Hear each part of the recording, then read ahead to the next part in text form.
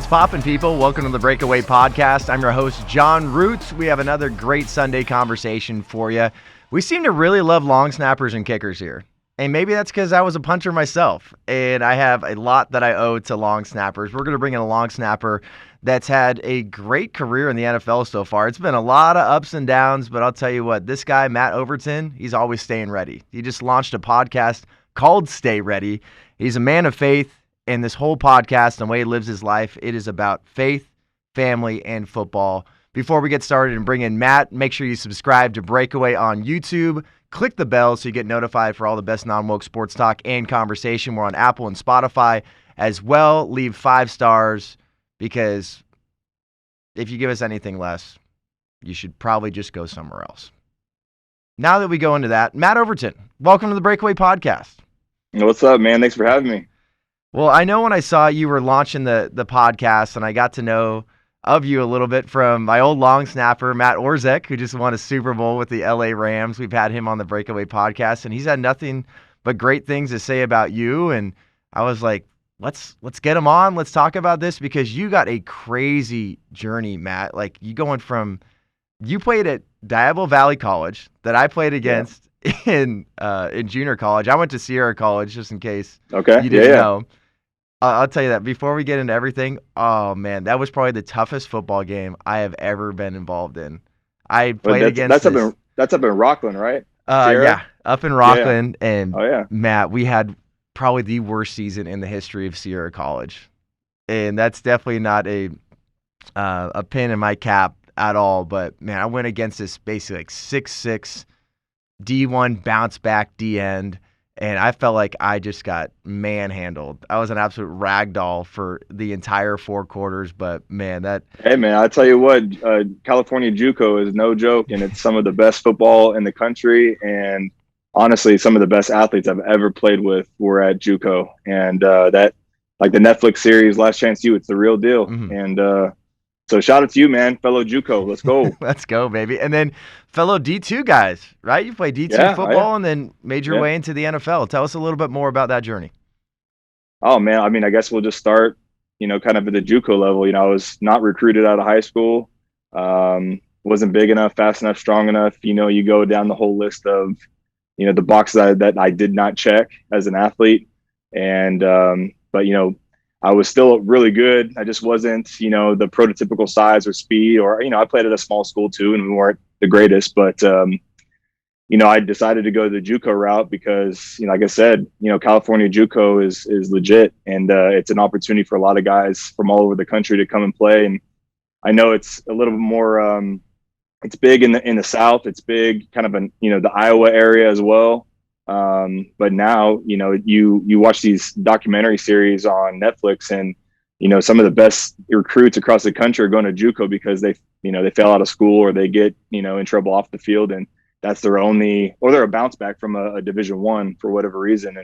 And that's their last chance, and so I had to go the JUCO route, and, fortunately I had, a few good things on my resume with long snapping kind of being that ticket for me. And, I played linebacker and defensive end and long snapped. And when I got to JUCO and the coaches saw me, as far as what I could deliver as a long snapper, they were like, man, you better stick with this because you'll get a scholarship somewhere. And that's what happened. And went to Western Washington Division II school. And, I went Division II primarily because I wanted to be a positional player as well. So again, not the size, the speed, all that kind of stuff when it came to like defensive end and linebacker, but at the Division II level, I kind of fit that mold. So I went to Western Washington as a defensive end and long snapper.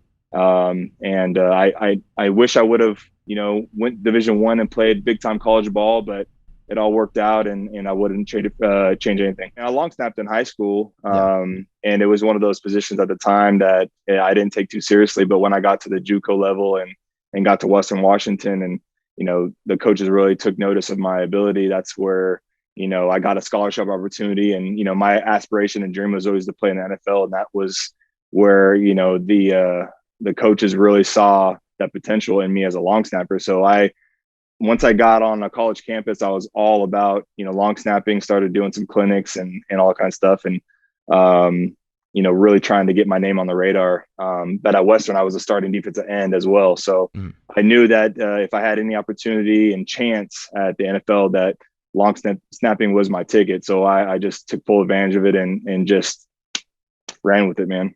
That's why I think long snapping is one of the most unique positions in American sports. Because, I mean, It you've been is, talking man. to Matt Orzek, and it's like, you guys are great athletes. It's like some Yeah. people think that it's almost like a throwaway position somehow, some way. Like, you guys got to be fast. You got to be tough at the line. You're going against these big boys. You got to run all the way down there. Sure, it helps when you have NFL punters, and they're going to give you a little bit more hang time than what you're getting in high school and college. But you guys are athletes, and you guys go through so many ups and downs because even right now, you're a free agent, and you're just kind of looking for the next opportunity. And a lot of your journey, too, it's like went to a D2 college and then got into the NFL. And then you played arena football, right? Yeah, I did. Yeah, Played arena football and then been back and forth. Like, you're just looking for the next opportunity. And that's the whole aspect of, I think, your new podcast here is like, stay ready. You have to be ready because someone could get hurt or something could just change on the roster. And it's like, Matt, we need you here tomorrow. And you're like, I'm ready to rock. And but on the other side of it too, staying ready for adversity, man, because you can get cut, you can get injured, when you're on that team. And like I said, like I talked to the young guys, man, stay ready is about, sometimes that door opening up and sometimes that door shutting. So it's like just being ready for the adversity, being ready for the opportunity. So it kind of the whole spectrum of the mindset staying ready is really kind of encapsulates just a daily mindset for, the tough times and the good. So let's talk about a time where you just felt the most adversity in your career. Because, I mean, we're talking about psychological, spiritual, and physical adversity. But was there a time when you were spending the time with Colts, you've been with the Chargers, you've been with the Jaguars, you also played a little bit with the Titans as well? Yep. Like, you've been all over the place. Was there a team or a time that stood above the rest when it came to adversity? I mean, I think every team is definitely given some challenge. I mean, playing in the NFL, making it was hard, but staying is almost even harder. And I've been blessed and fortunate to, I'm going on my 11th year this year, if God willing, I get the opportunity. But to make it 10 years, which was really my goal coming into the league. And gosh, that seems like a lifetime ago. I mean, it goes by so fast too. So I think every team I've been on, I think early on when I was with the Seahawks, my very first team kind of coming out of college, and I did not do very well. And I lasted 3 days. The acronym NFL, is not for long, right? Yeah. And so I got a real dose of reality of what the NFL is like. My first stint at a mini camp with the Seahawks, and I went packing after 3 days. Didn't do very well. And then my second stint with Seattle, I had some adversity. And Matt, real quick too, when you say you didn't do very well, what does that look like for people that don't know, people that are going to jump in and be a long snapper? You got 3 days, and it's like, did you have a bad snap that wasn't where it was supposed to be? Were you not blocking well? Were you not fast enough? Like, what happened in those 3 days? Yeah, I mean, so for coming from a small Division II school, it really wasn't common for guys from my school to go to the next level. And so for me, I wasn't really prepped mentally and physically, for that matter, for that big challenge. It's like, it's different if you're going to Alabama, where you go there to get you're getting groomed for the NFL. Or little old Western Washington, man, like no one knew what to expect, right? So I went in there with just my head spinning. And, I was going against a couple older guys too. And I was such a raw snapper too. This is all self-taught up to this point. I had no, 15 years ago, there was no coaching and clinics and YouTube and, all these camps that kids go to nowadays. So it was really just all self-taught. And for me to go take that skill, what I taught myself, to the NFL level where you have to be the best of the best, it just did not translate very well. And so from there, it was kind of like, all right, I have to go back to the drawing board. I have to get coaching and help from somewhere. So I sought that help from coaches wherever that may be. And just kept learning from guys that I was training with, and just over time, just kind of evolved my craft into what it is today. And it's a constant work in progress. And but at the time, 2007 was my official rookie year, which is, like I said, a lifetime ago. And man, it's crazy to even think like how far I've come as a player, just within that specific skill. But I had a second stint. I was fortunate to go back to Seattle 3 years later, when I re-signed there as Redemption, a free baby. agent. Redemption, but I broke my foot early on, so I got released on that, and then I came back and didn't make the team that year. And so again, everywhere I've been has had some sort of adversity, whether it's injuries, whether it's just the mental side of things, and my time with the Colts, I've had ups and downs and growing pains, even though I had a lot of success there as a player and with the unit with Adam Vinatieri and Pat McAfee. I mean, we had a great 5 years together, but there was a lot of growing pains in that 5 years. And then really, when I went to Jacksonville, I got released, and old buddy Matt Overton took my spot. I mean, and we all had these same stories. I mean, Matt has a ton of crazy stories too, and how long it took him to finally crack a roster. And then, Matt and I were together with the Titans with the Tennessee Titans here in Nashville, and he was on P Squad and I was playing the whole year. And so we spent a lot of time, and I know he was frustrated, but the next year he goes to the Rams and makes a team and wins a ring. And so it's just incredible to see. I mean, my testimony is mine within its own, but within the specialist community, the fraternity that we have is very small. And I think half of the guys have a very, very similar path. And because sometimes they're like I said, there's only 32 jobs, and maybe there's only 5, maybe half a dozen jobs that are really kind of up for grabs, maybe a year. So it's tough to get in, man, and it's tough to stay. Give us a good Pat McAfee story, because that guy is off the charts. That guy has just been a personality on and off the field. Is there anything that stood out consistently in practice, or maybe just one moment where you're just like, man, that is so Pat McAfee? I mean, I had 5 years of very, spent many days, many hours with that guy. We still maintain a good relationship to this day. And it's no shock or surprise of how well he's doing, because this has always been his dream. And I think he far exceeded kind of what he wanted to do when we were, I remember playing with him that last year in 2016, and he was like contemplating retirement. Like, you're crazy, bro, but he went out and did it. And so the stories are endless, but I think the funniest one was my rookie year, is 2012.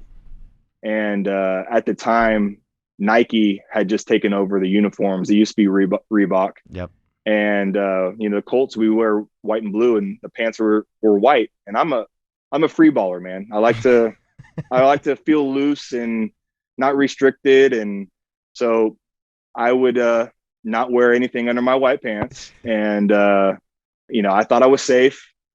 But when you sweat and it's hot out, those white pants can show a little something. So, and of course, my posture on the field is, his view of me. I mean, you're a punter, it's like, I don't think I have to explain very much more. But we were actually in a field goal. It was week 1. We're getting ready. Again, I'm nervous as heck. It's my first official NFL. I just made the team and getting ready for our big game against the Bears. And we're in a field goal unit period.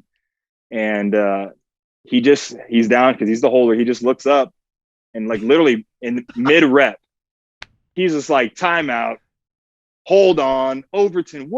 Overton? Like, he put me on blast, and I'm like, dude, I've been doing this for months now, and now you just tell me in the middle of a team rep, like, come on, you like put me on blast. And of course he put it on Twitter, and but that's been a running joke, ever since we got together, man. But I mean, the stories are endless with him, and what a great teammate, what a personality. He knew when to turn it on and off, as far as like when it was game time, when it was to have fun. And honestly, if we weren't performing at the high level that we needed to be at, there was no fun off the field. So I think that's kind of where he thrived, was like, hey, I can't be this personality outside of the locker room unless I perform here, And so honestly, man, I think that's why he was all pro, like, and Pro Bowler for those 3 years in a row, just because he's like, man, I got to be the best in order for me to act like a, off the field, and have my fun, because what's a GM going to say? I'm the best at my job. Let me go have fun. And it helped with his marketing, obviously. But man, Pat is incredible, dude. And then you add Vinatieri, the greatest of all time, in the mix, who might even be just as funny as Pat, believe it or Really? not. It was the coolest 5 years that I'll cherish forever, man. Because I think there's times where you have to earn the respect of the rest of the teams and the coaches and maybe even the fan base when you're a specialist. Like Oh, for for sure. for me, I played football since I was 9, and I always kicked, but that was just very like secondary to everything else that I did, and I just like staying loose. I'm just kind of just Yeah, a loose, fun guy, and that's how I feel comfortable. And I don't want to yeah, be yeah, so loose to where it takes away from the quarterback, wide receivers, running backs, anybody else or the coaching staff. But I yeah, know it was a little bit of an acquired taste when I went to Azusa Pacific. yeah, It's yeah, like I'm dancing around to the music before practice, and it's like I just yeah, rolled in here. It's like, all right, maybe I should have pumped the brakes a little bit. But I think it yeah, got to a point where, I mean, I would sit next to our captain on defense on yeah, on road trips. Like I earned the respect there, and it's all about can you get the job done. Like yeah. I'm not going to go out here and just try to make a spectacle, be like Exactly. a wacky wavy inflatable arm man in front of a car dealership situation. Yeah, yeah, But it seems like with you guys, like that's what kept you guys loose, and that's what made you guys. I mean, you were a Pro Bowler in 2013. I mean, there's a yeah, reason you guys found success, and there was a looseness behind that, which led to the success. yeah, man. He captured the hearts of everybody in that locker room. And there's a reason why he had that C patch on his chest, man, because Mhm. like you said, he got the job done every Sunday and every week. And man, he was one of the leaders. And even though people in the front office may have not have liked his antics, I mean, he still had that locker room. I mean, it's all about the respect you have from your peers, man. And so he's had that from day one, and I think that's why he's been able to transition so well off the field and gain the respect in his new endeavor and do have wild success. Yeah, and there's a reason people are just around him all the time. He's just got Yeah, that aura to him. Like there's a reason Aaron Rodgers goes on his show once a week. Aaron Rodgers absolutely. enjoys it. Like there's a reason he has a good relationship with AJ Hawk, and there's a reason Yeah, why people follow him not only in the WWE but on his YouTube channel and everything else he does. He's just absolutely. he's one of the best sports personalities out there. I think you got NBA on TNT and then Pat McAfee. Like those two Yeah, things, like that's the best sports coverage you can find. But another thing that I know you mentioned was you didn't really have the YouTube or the social media or the coaching and the camps and everything when you're going into the NFL and learning how to be a long snapper. And how did that really change? Because not enough people talk about, oh, I'm halfway through my career. I'm obviously trying to find a job, but I'm trying to figure out how to brand myself. And then how does that lead to outside of football? And how do I represent myself online while getting better at my craft? I feel like there's a constant just refining of who you are, your brand, and your craft, and being a father and everything that goes into being an NFL player. yeah. I mean, it's been. I mean, the Stay Ready brand for me, in particular, started back in 2017 when I had one of those adversities where the Colts, decided to go a different direction. We got a new GM. McAfee had just retired. I don't know if that played any part in it, but they sometimes the long snapper is the first one to go, especially when I've been there for going on 6 years. And again, I played well, and there was also times that I didn't. So they found reason to swap me out for somebody else, and that's unfortunately that's just the business. But it sideswiped me at the time and caught me off guard, and did not expect to get released so abruptly and not even have an opportunity to compete for the next year. But at that time is when kind of that stay ready mindset hashtag came along. And at the time it was just simply like stay ready for that phone call, stay ready for that opportunity, because it usually comes when you least expect it.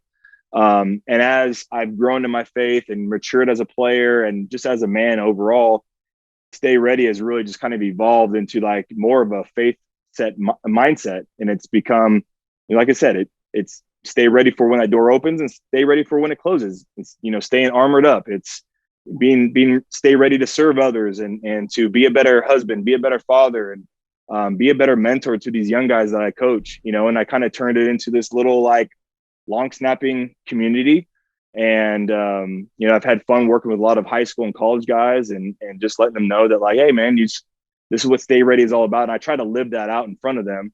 And it is through the social platforms, whether it's the podcast, Twitter, Instagram, all kind of stuff. And just being a man of faith and man of integrity, it's a challenge, especially this day and age. And, with as much exposure as we get to stuff and as much content as we are allowed to put out, I try to uphold, just a solid reputation with the brand. And now branching off and starting this podcast just allows me to have another platform to share my testimony and the testimony of others. But it's almost, you have to strike when the iron's hot when you're playing, and that's kind of what we've learned as players, when we sit down in these meetings and these conference calls with the NFLPA and other guys that are now retired, like saying, hey guys, like, you have no idea how good you have it. We had no social media back in the 90s, early 2000s. We had nothing. And what better way than now, in time than now, than to promote your personal brand? Because, when football is over, because it happens a lot sooner than most of us would like, or you're one injury away from being done, what kind of brand are you presenting? And it's not just that logo of the team you're wearing, it's your own name on your back. And so I've kind of taken those mental notes, and I've learned a lot from Pat. I mean, believe it or not, he's been the king of marketing forever on Twitter and YouTube and all that kind of stuff. And so I've taken little nuggets from him and other players I've been with that are entrepreneurs and guys that invest in companies and do their own YouTube channels. And so I've kind of taken just the time over the past couple of years to really, refine, what I want to put out there. I want to stay true to who I am. I don't want to put any like gimmicky stuff out there. And I want it to be faith-based too, because, I'm a man of Christ and a believer. And I just know that if I stay true to the purpose of that God will bless it. And I'm having fun sharing testimonies, because we don't hear enough of the good stuff, whether it's in the news or in sports. And then there's a lot of guys that don't get the platform to share their faith because they're not the star quarterback. They're not the star receiver. They're not the guy signing the big contract. So I like to just bring teammates and peers from all, not just sports, but country music and my wife and friends who have incredible testimony, and just share it, because these stories deserve to be heard.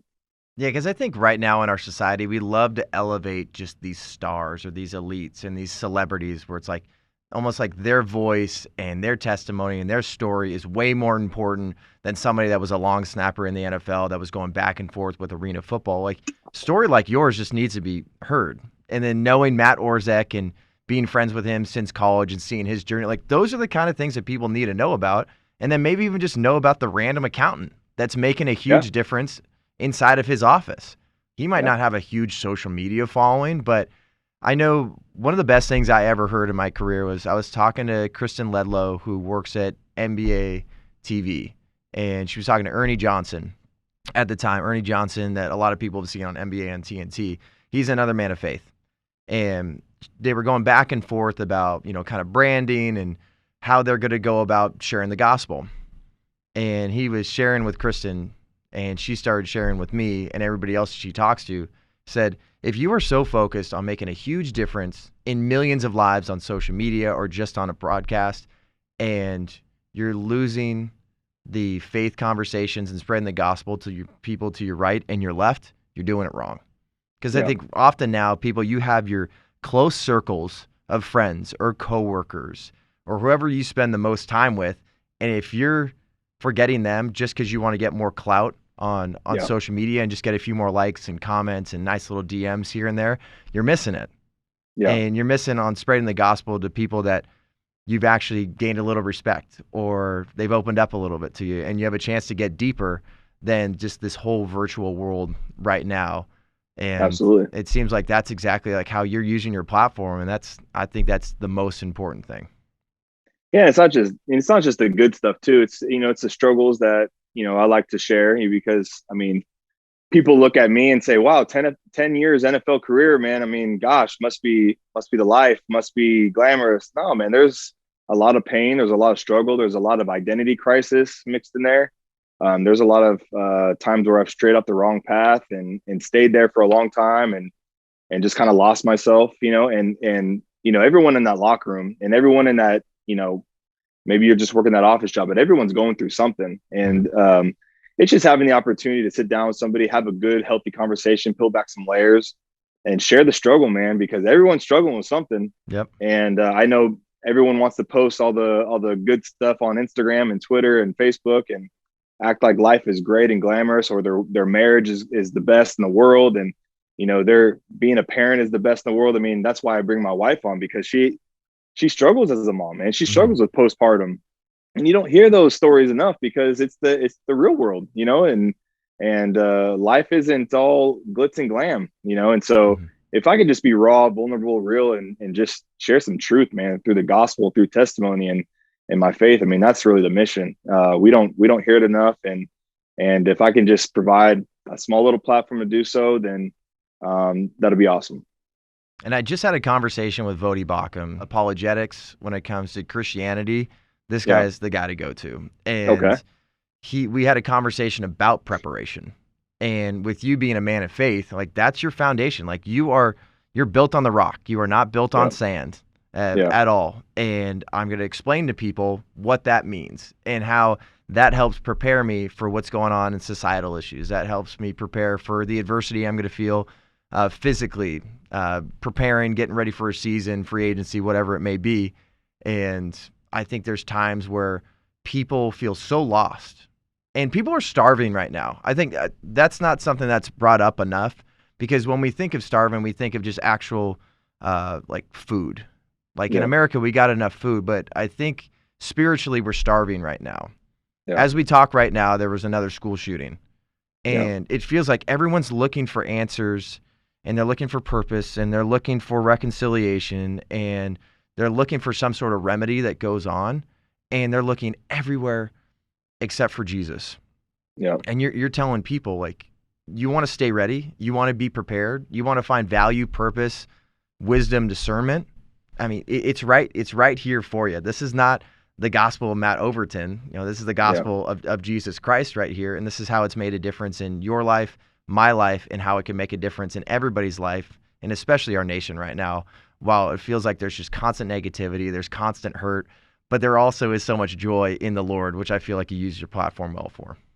Oh yeah, and it's just sad to see, kind of the world that we live in. And obviously we're exposed to it now more, because everything's in the palm of our hand, and we see the banter back and forth. We see the pointing the fingers. We see, screw the left, screw the right. Everyone's just at each other, and there's just no peace, and there's no hope anywhere, in those platforms. And so if I can just tweet out one little positive thing a day, or you can do the same, and it's just those little seeds that we talk about, like just the little tiny mustard seeds a day, whether that may be only one person reads it, but it's what they need. It's the hope that they need that for that moment, for that day, to maybe change their attitude, maybe go home to their family with a better mindset, and be able to present themselves better because they were stressed at work, and you don't want to take that out on your family, because I've been guilty of that too many times, where I bring my stress home with me, and I'm not present in the moment. But yeah, man, it's just like you said, we're so constantly consumed with so much information, so much negativity, that we just get lost in the chaos, man. And we just need, more than ever, we need Jesus, we need hope, we need the light. And as disciples, man, we're called to rise up big time.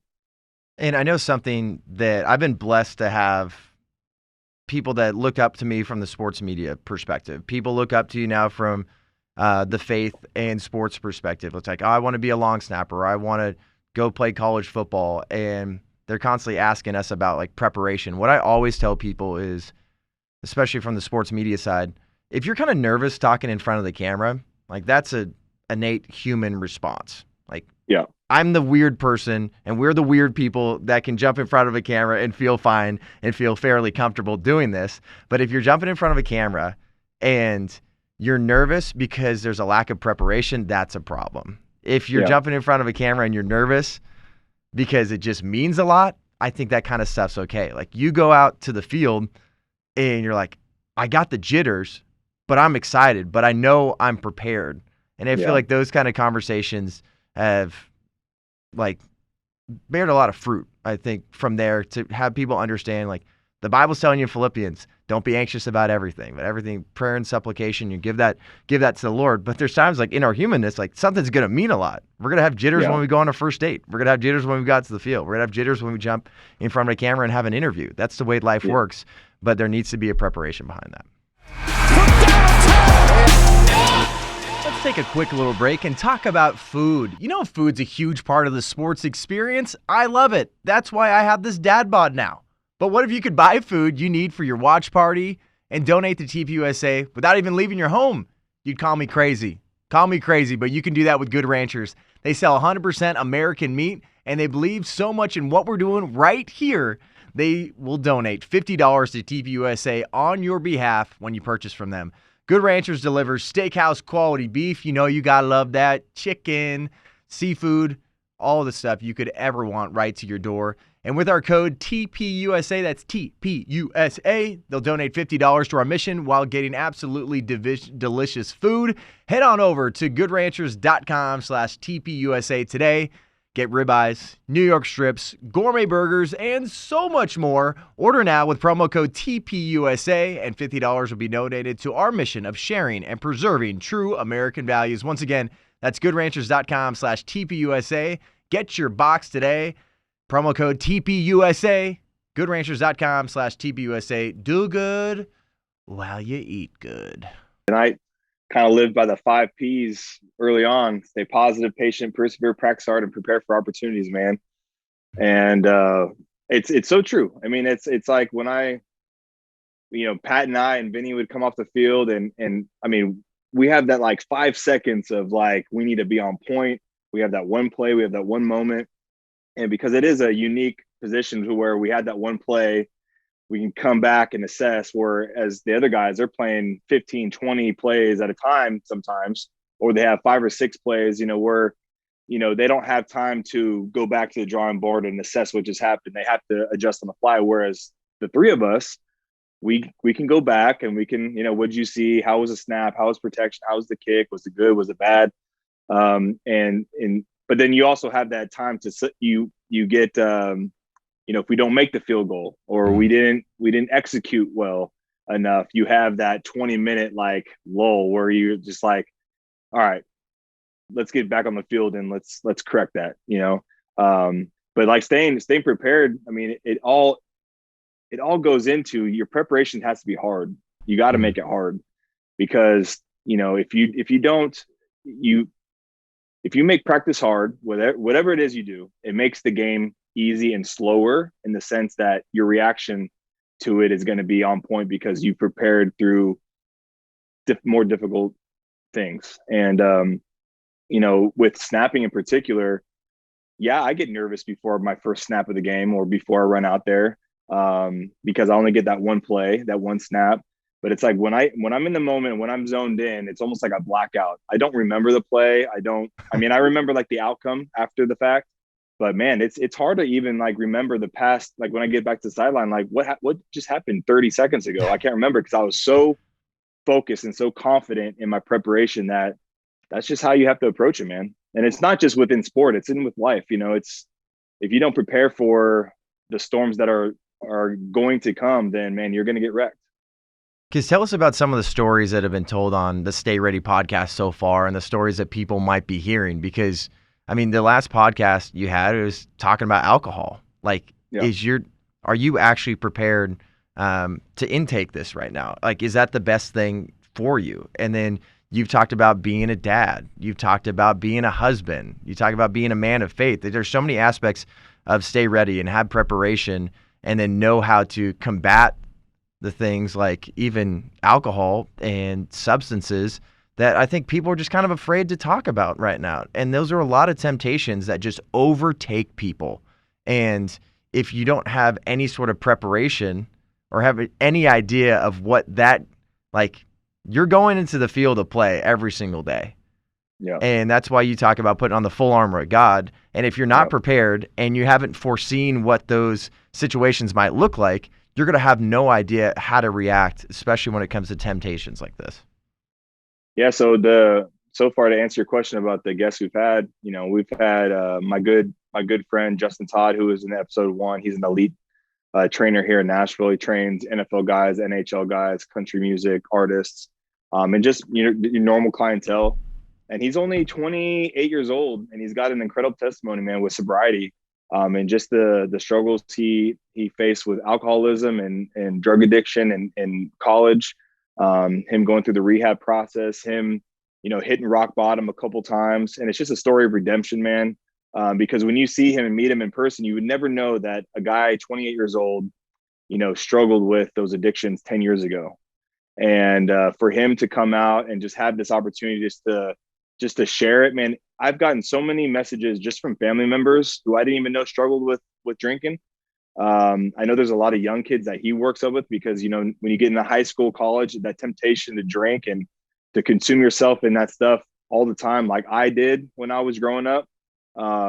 It's just so good to hear that these young gentlemen that are going off to college and they hear that one of their mentors is struggling, and they can open up a little bit more to Justin about what they're going through. And then even older, I've had family members and friends who are in their 50s and 60s who struggle with addiction as well, who've reached out and just said, man, that episode just like touched my heart, man. It wrecked me. It stopped me in my tracks and just made me realize, that I have a problem, and maybe the steps that Justin took to help with his process of healing and sobriety, maybe those are the steps that I need to take. And so Justin's got a lot of positive feedback from them. We have too, and that's what it's all about, man. Everyone has a story, and it's just whether or not there's people out there willing to listen. And you don't have to be a star athlete to sit here and share a powerful message, man. And but I do talk with teammates, I do talk with my wife, I do talk with people within the music industry, and again, it's just sitting down and taking that stardom away for a second, and just being raw and vulnerable, man. And so that's just the whole purpose of the Stay Ready podcast, is just to share the testimony, share the struggle, and share the beauty in the struggle too, because there's a reason why they're sitting in the chair with me, is because they've had some redemption, they've had some victory in the struggle, and just sharing like what God revealed in those moments, and kind of where they're at with their faith today too. It's a very scary thing to be vulnerable. And I think right now we have a society that tells people like, you should probably just keep that one to yourself. Yeah. You should keep that inside. Maybe, figure out yourself, find yourself. And then maybe when you're ready, bring something up. But I feel like too often times we see people find a breaking point. I've had that in my life. I'm sure you've had that. And pretty much everybody watching or listening, you've had those breaking points because you've been fooled to believe that you can do something just within yourself. You can do it. And if you're not vulnerable with people, if you don't have a community group, you don't have accountability, how in the world are people going to point you to the right direction? And so oftentimes if we start leaning on our own understanding, that's when we hopefully have that 30,000-foot view and realize, you know what, I can't figure it out. And I haven't been able to figure it out in the past, but that's something that we're to go through this revolving door. But why do you think people in your view are so scared to be vulnerable, especially right now in our society? I just think as men in general, man, we're prepped and we're groomed to be strong, be bold, to lead, to be the hunters and always going after for the next best thing. But Matt, that's toxic. Yeah, I mean, that's what our society tells us right now. Yeah, and I've done that. I thought there was a point in my life where I was single, chasing the wrong things, chasing after what I thought was fulfilling, what I thought was success, what I thought would give me joy, give me a sense of identity.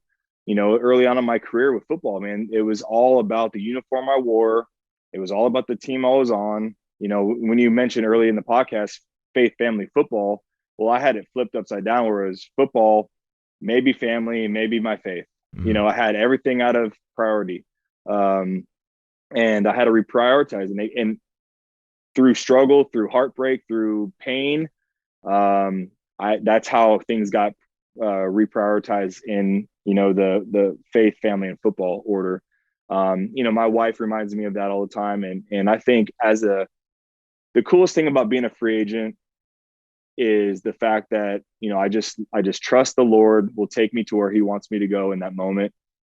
It's great to be on a team for multiple years because you set your roots, you get familiar with the team, you become, more of a leader within the locker room, and you kind of feel like you just fit in more. Mm-hmm. But the beauty of being a free agent, in my case, I've been on a new team, let's just say the past 4 years, is I've been able to disciple a new locker room, man, be a shining light in a new community, a new team, new organization, meet a lot of new guys that I never would meet if I wasn't there. And so that's the beauty in it. I just feel, my purpose as a long snapper, as a professional long snapper in the NFL is not the ball I snap. It's being a disciple wherever God takes me, and being a leader and light in that locker room. And I get more joy really out of that, where a young guy comes up to me and who, is fresh out of college and looking for some sort of guidance. And I get thrilled that they come up to me because I'm now the old gray-haired guy in the locker room, man, and the wise long snapper. Yeah, and so it's just so cool, man, to see how God works. And those are the moments I mean, don't get me wrong, I love being on the field on game day. I love performing. I love that stuff, but I know that that's not my purpose. My purpose is to disciple and to help where needed, and professional locker rooms need a lot of help. There's so many lost souls, not just in a football locker room, but it's baseball, basketball, everywhere. A lot of broken homes, a lot of broken relationships, and a lot of guys that I play with come from nothing. They come from no hope, and so it's just important to share these stories, man, because even though it looks like I have a healthy marriage and I got a beautiful young daughter at home and I've played 10 years in the league, dude, I carry baggage too, just like you do. I sin just like you do. I have these struggles at home just like you do. And it's just, like you said, we as men, we just haven't been groomed in our society to just be vulnerable. And that's more important than anything. It's just, men need to be leaders. We need to have more men than boys. And Amen. man, we need more disciples to stand up and stand in the truth and not be afraid to profess our faith, because I think a lot of people are also, you share your faith on Instagram or Twitter, and you instantly get those, oh, we don't need your prayers now. Yep. What does Jesus have to do with anything? Jesus is not going to fix this situation. Well, yes, he will, and he has. But our society just wants to keep shunning out, the believers and put Christ on the back burner, because it's just against all norm right now. And so we're just in a bunch of dysfunction, and that's why, I keep saying this, like, now more than ever, we need the church and we need spiritual leaders to stand up and just keep fighting, man, because it's a daily spiritual battle we're facing. Because we also have an identity crisis individually, as a country, as a world.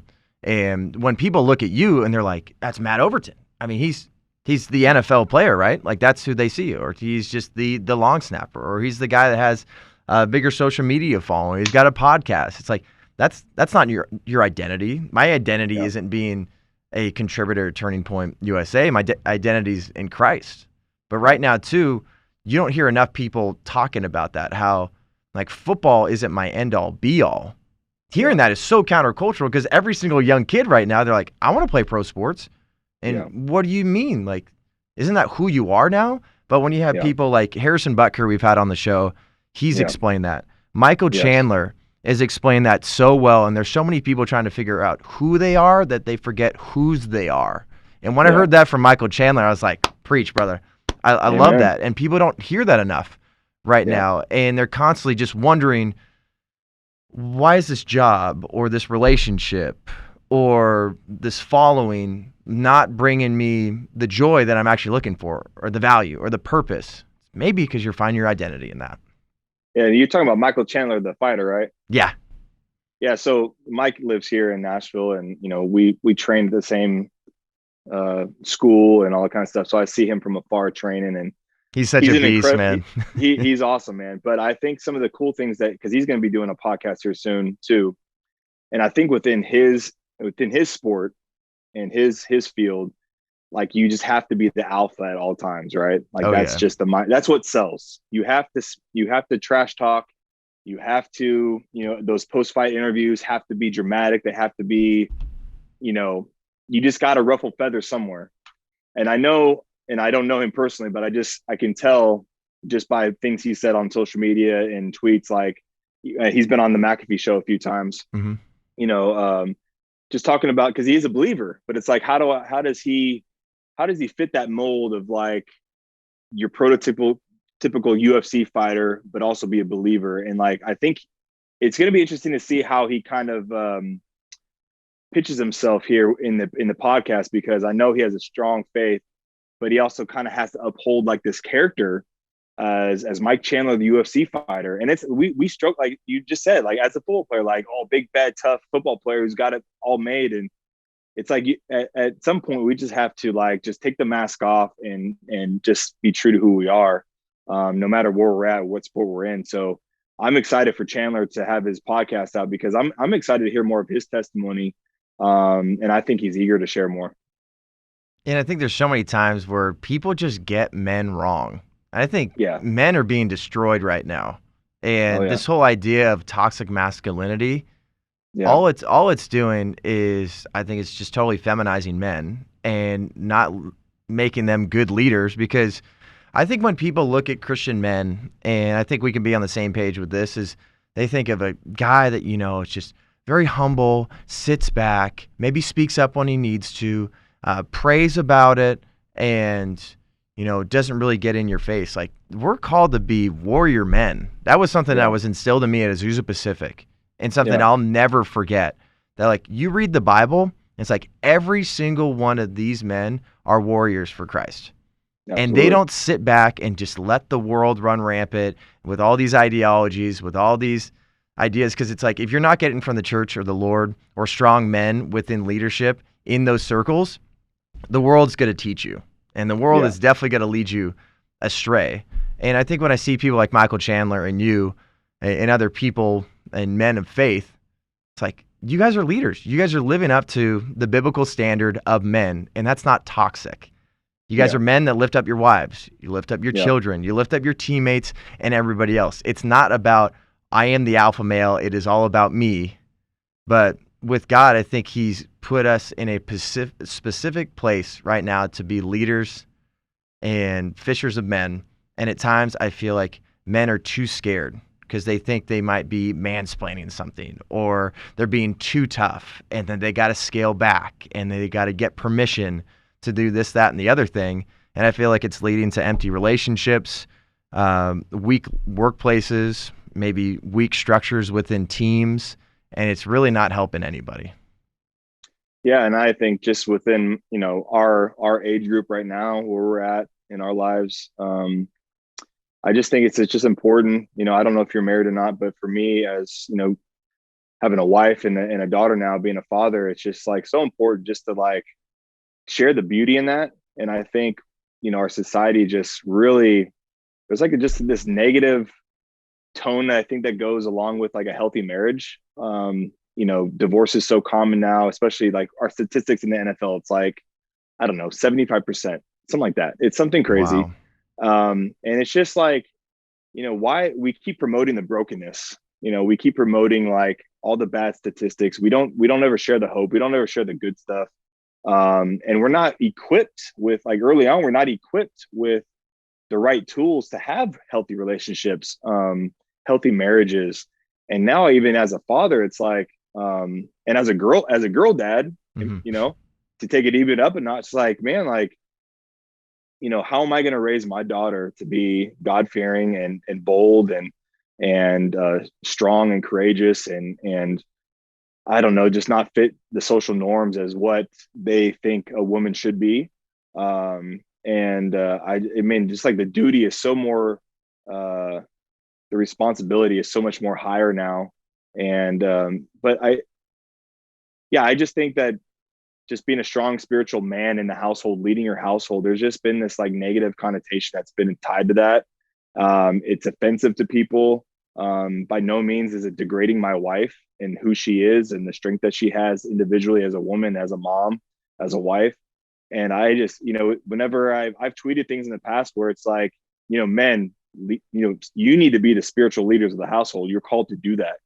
And people take so much offense to that, and men and women. And so, yeah, we just live in crazy times, and I think men are being challenged the most right now, just with the masculine, the toxic masculinity and what that means, and what I don't even really know what it means, but we just need to stand up, and we have to surround ourselves with other strong men, because, like I said, we're at a spiritual warfare right now, every single day being attacked.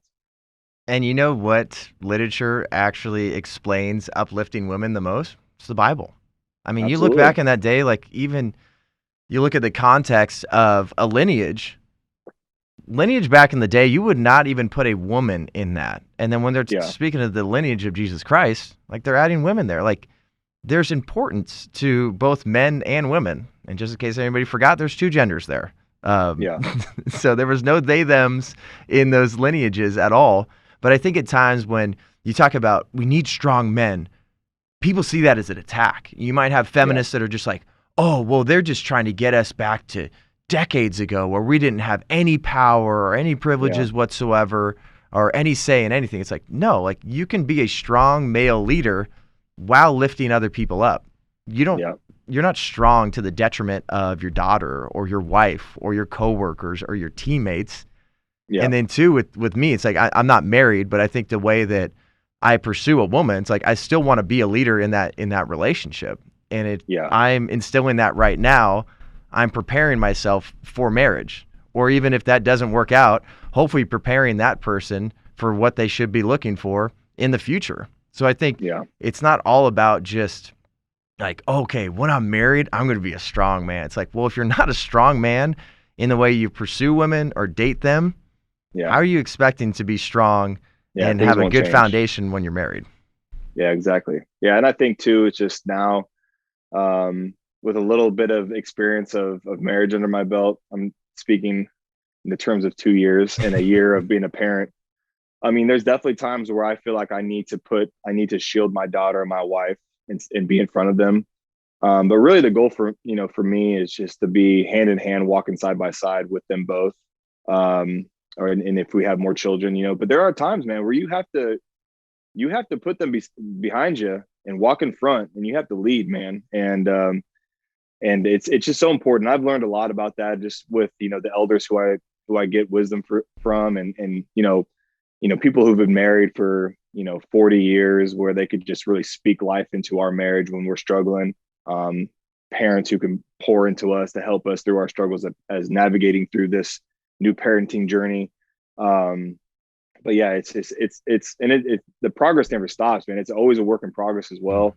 And I think the key, and we've touched on a little bit, is just being whoever you're surrounding yourself with, and who are you gaining wisdom from. And because it's very, very important that you have elders, you have people of just incredible wisdom that you can lean on, for that guidance in certain situations. Obviously, keeping Christ at the center of it all, but we're called to have that community, and men more than ever. Like being involved in a men's group has probably been one of the best decisions I've ever made in my life, and that was where I started to feel comfortable, started to share my vulnerability with them, and then that's where I realized, hey, man, you and I are not we're more alike than we thought, because we struggle with a lot of the same things. Um, and so even if you're single, you can still gain a lot of wisdom from somebody who's married, and vice versa. Um, and so I just having that community, man, and it goes into the locker room too, where I'm talking about when I'm one of the older guys on the team. It's a huge responsibility and role for me to go in there and make sure that there is a sense of community, and I'm pulling guys into Bible study and chapel. Yep. And hey, man, let's just fellowship, man. Let's break bread. Let's talk about real life stuff. The X's and O's don't even matter, man. Football is nothing. We're playing a kid's game for a living, man. Let's talk about life. Yep. And those are locker rooms that I love to be involved with, man, because those are special. Because a lot of times too, I feel like we just don't get a substance behind everything. We're just like, we're going to get our job done. We might go work out. We're going to go eat, have a few drinks maybe, and then do it all over again. But when Well, you're and actually, yeah. go Well, for I it. was just saying, it's a shame that you spend you are part of a locker room that's just a melting pot of guys from all over the country, sometimes different parts of the world, and different backgrounds, different upbringings, different beliefs, and you have an opportunity to get to know each other. And I've been guilty that in the past where I haven't gotten to know many guys, and it's a shame. I've 60 guys every year that I can get to know that I wouldn't have another opportunity to do so if I wasn't playing. And it is important, man, um, to to build those relationships outside of football because like I said, there's so many lost souls that come into the locker room, and you have no idea the impact that you can have by just simply having a normal conversation with somebody that's not like you, or who you think you're not alike.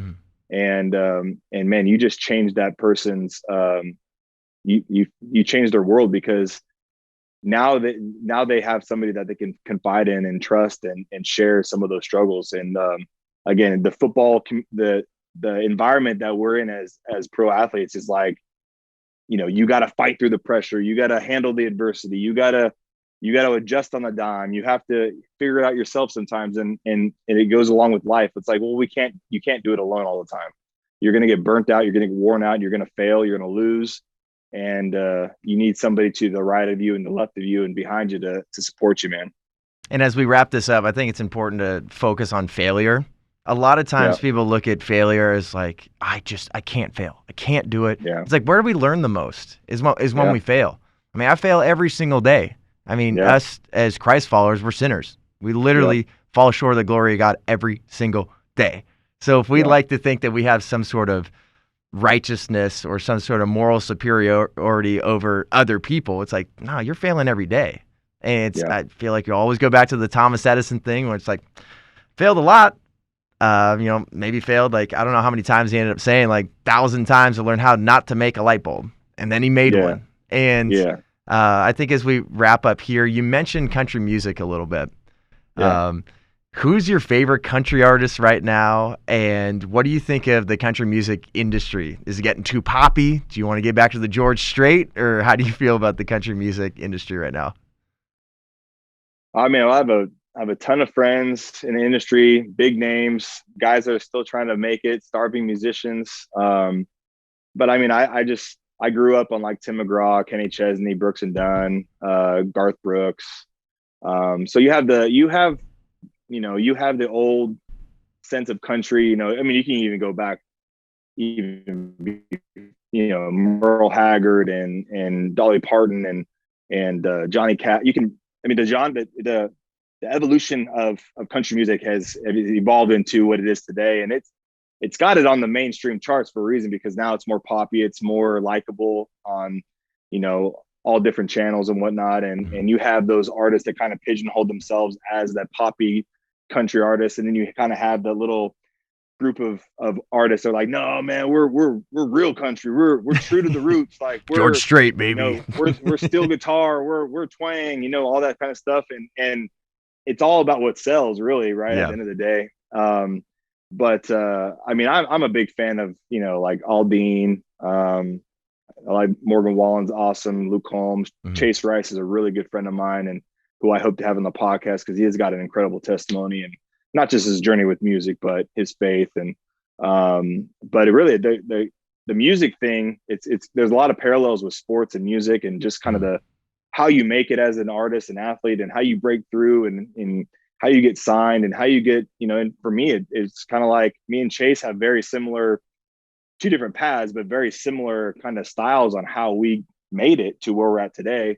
And so that's where I think it would be fun just to sit down with artists and kind of draw the parallels to where, like, hey, sports and music, the industries aren't that much different. I mean, it's a different platform, it's a different skill set, but how you got there is pretty similar. And there's a lot of challenges with both. And I'm just a big fan in general with country music, and living here in Nashville. I mean, it's hard not to be, just because it's on every corner, and the talent here on Broadway, and it is just, it's nuts to see how talented that guy or that girl is working for tips is, because they could be on the main stage at Nissan Stadium or Bridgestone selling out concerts if if only they had a record deal and only they had a #1 song on the radio, you know? So it's just, it's crazy to see how much talent is out there. I'll tell you what, I'm jealous, man. I love Nashville. I love country music. When I would go travel with the Sharks, went to Nashville a few times,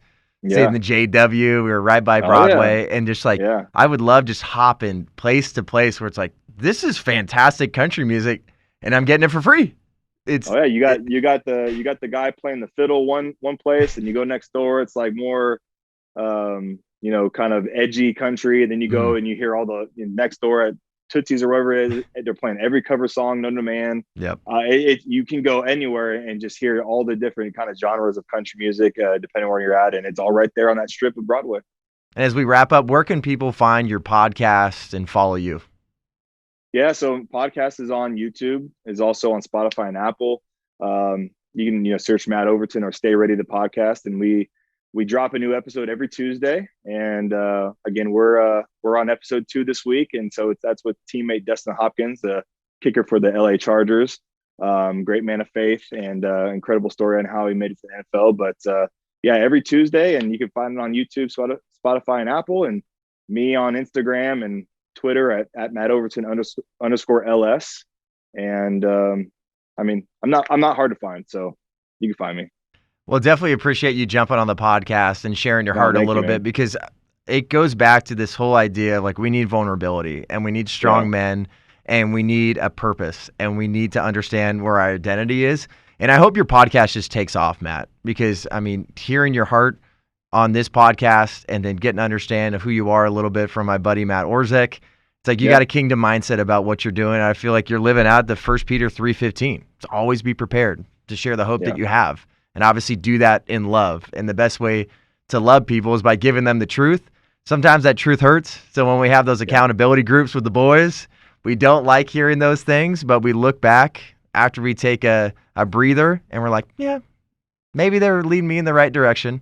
And they want to lead me in righteousness. So I appreciate you very, very much. And everybody, seriously, follow this guy.